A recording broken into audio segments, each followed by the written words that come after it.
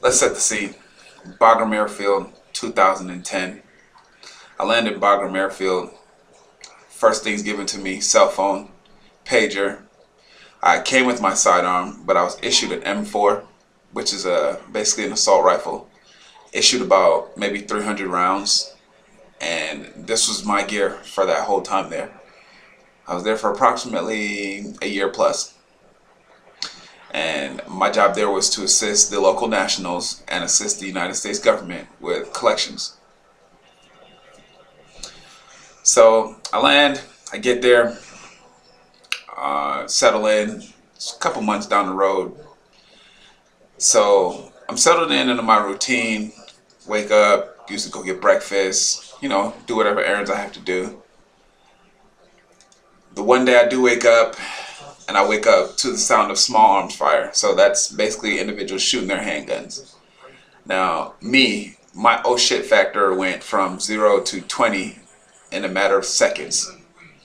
If an individual is close enough to you to where you have to use your sidearm, that means they're way too close, especially when I can hear you outside of my BHUD. So my oh shit factor is on a zillion. I'm waking up to my pager going off.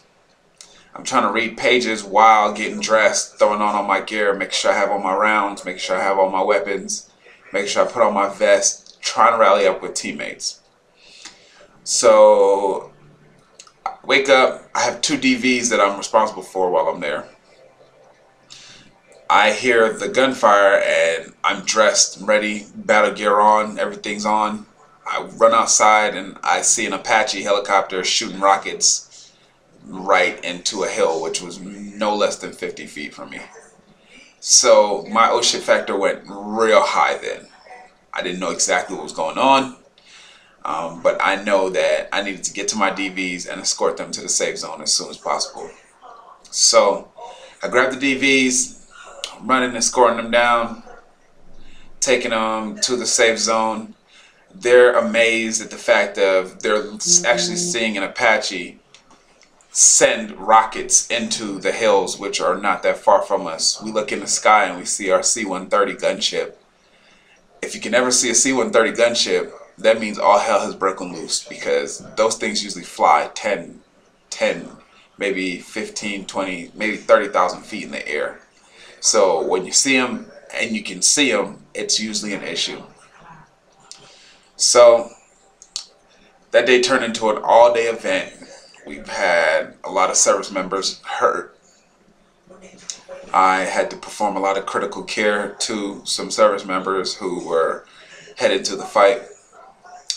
This day is so memorable to me because it was one of the scariest days of my life. It was a day that I actually had to get on Skype and actually tell my mom, tell my dad, tell my aunts, uncles, hey, I may not be coming home. And to me, that this day will always stick out of my mind. It's always something that I can talk about freely because I relive it a lot like if it was just yesterday. A lot of times individuals say, hey, people preach like stuff about the wars and all this other stuff, and I try not to get into those policies because I'm real life. I've been there, I still go there. So it's not something that's like brand new to me. It's not something that I've never experienced. But the factor that your job helps so many other people is what usually keeps you going. In this particular instance, yes, we were being attacked. Yes, a lot of lives were in danger. But my job is to secure all those lives who aren't as trained or who haven't been to as much training as I have been. So yeah, their oh shit factor is definitely way off the scale, and I'm definitely here to try and help them as much as possible.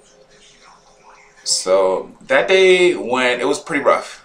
It was about maybe, I believe that day I worked almost 18, 19 hours until we got like an all clear saying, hey, everything's okay, everything can go back to normal. But yeah, that's definitely one of the most memorable days of my life. Waking up to an Apache shooting rockets into a hill not too far from you, seeing a C-130 gunship firing into the same hill not too far from you, seeing BHUDs being exploded. BHUDs are the living quarters that we have. it was definitely a pretty crazy day. Hope you guys enjoyed my story.